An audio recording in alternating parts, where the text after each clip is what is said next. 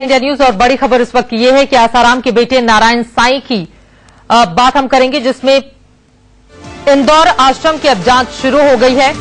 प्रशासनिक अधिकारी जांच करने के लिए पहुंच गए हैं। इंदौर आश्रम की जांच शुरू हो गई है। प्रशासन आश्रम में अवैध निर्माण की जांच कर रहा है। आपको बता दें कि एक दो जगह नहीं, कई जगहों से इस तरह के मामले सामने आए हैं और अब तो इंदौर प्रशासन आश्रम की जांच के लिए मौके पर पहुंच चुका है और पूरे मामले की जांच लगातार जारी है। दरअसल धोखाधड़ी के साथ ही साथ जमीन कब्जाने के अलावा और कई आरोप न सिर्फ आसाराम बल्कि उनके बेटे नारायण साईं पर लगे हैं और इसी वजह से अवैध निर्माण की ये पूरी जांच जारी है। एहतियाब हमारे संवाददाता जुड़ चुके हैं ज्यादा जानकारी लेकर। एहतियाब, ये जानकारी दीजिए, इंदौर प्रशासन कब पहुंचा, अभी क्या कुछ चल रहा है वहां पर?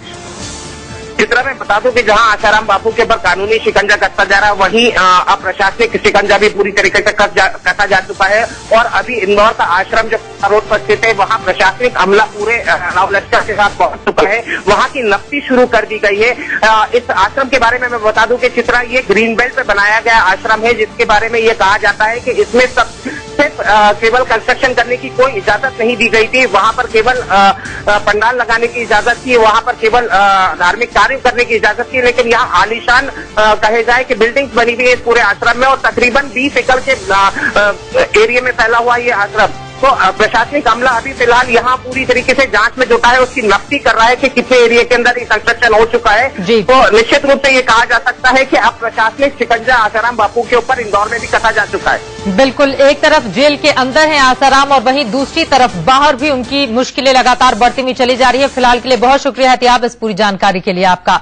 और अब बात कर लेते हैं नारायण साईं की। आसाराम के बाद उनके बेटे नारायण साईं का राज भी खुलने लगा है। अब तक सिर्फ आरोप लगते रहे हैं, लेकिन इस बार सबूत भी सामने आ गया है। इंदौर कोर्ट परिसर में कपड़े से मुंह ढके एक महिला ने जो कुछ भी कहा वो बेहद चौंकाने वाला है और इस खुलासे के बाद अब नारायण साईं नहीं बचने वाले। आसाराम जेल की हवा खा रही हैं। बेटे के जाने की बारी आ गई है। अब तक आसाराम के बेटे नारायण साईं पर आरोप लगते रहे हैं, लेकिन इस बार सबूत भी सामने है। इंदौर कोर्ट में कपड़े से मुंह ढके इस महिला ने क्या कहा है, वो सुनिए।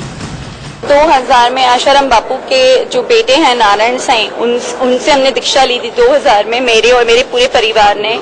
और बहुत ज्यादा श्रद्धा थी, छोटी से छोटी बात, छोटी से छोटी आज्ञा हम उनकी बहुत श्रद्धा से मानते थे। और 2004 में उनके बेटे ने मेरी शादी कराई, ये कह के कि तेरी तो बहुत अच्छे नसीब है कि तेरी परमात्मा शादी करा रहा है। और ये उनका खास सेवादार था ईश्वर वाधवानी, जो कि मुझे ये कहा कि वो तलाकशुदा है, लेकिन वो ऑलरेडी मैरिड था। ये चीज मुझे जब बाद में पता चली तो अब वो शादी से भी डिनाई कर रहा है और बच्चे से भी डिनाई कर रहा है। महिला का कहना है कि अब नारायण साईं खुद इस महिला से शादी करना चाहता है। नारायण साईं ने खुद शादी करवाई थी और उन्होंने ही मंत्र किए, उन्होंने ही अग्निकुंड के आसपास लेके फेरे लेके बोलते हैं अब तू मेरे भी 7 फेरे ले ताकि तेरी शादी हमेशा के लिए मतलब अटूट हो जाए।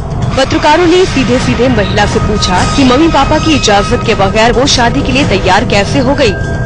एक्चुअल में ये विदाउट प्लानिंग, कुछ पहले इन्फॉर्मेशन नहीं, कुछ नहीं, कोई पेरेंट्स नहीं, कुछ नहीं। मैं सिर्फ दर्शन करने गई अचानक में और इन्होंने कहा कि तेरे को जो है आज मेरे ऐसे करके आज्ञा में करवा दी और बाद में मेरे फादर को फोन करके कहा कि मैं की शादी करवा दी और उसको आशीर्वाद के रवाना कर दीजिए। आपने इतनी जल्दी जजमेंट क्यों लिया कि शादी करना है, तो क्या करें? नहीं, वो इतनी ज्यादा श्रद्धा थी कि हमने कभी आर्ग्यू किया ही नहीं। गुरु माने उनकी आज्ञा खत्म हो गई और उन्होंने कहा कि तेरे तो नसीब खुल गए कि तेरी शादी खुद परमात्मा करवा रहा है।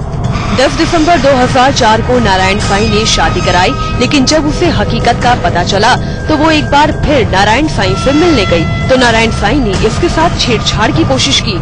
उन्होंने मुझे ऊपर अपने कमरे में बुलाया जहां वो अकेले थे और जब मैंने उनको जाके बताया कि साईं आपने जिससे मेरी शादी कराई है वो मुझे परेशान कर रहा है और जो है बच्चा गिराने के लिए मुझे प्रेशर डाल रहा है और आपने तो मुझे कहा था कि वो जो है तलाकशुदा है लेकिन वो शादीशुदा है और मुझे इस तरह की बातें सुनने में आ रही हैं। तो साईं ने बोला हाँ मुझे तो पहले ही पता था कि वो तलाकशुदा है और अब तुझे जो तेरा पति बोल रहा है तुझे वही करना पड़ेगा। और इस तरह से करके मैं रो रही हूँ, उसके बावजूद वो मुझसे बदतमीजी। महिला का एक 8 साल का बच्चा है।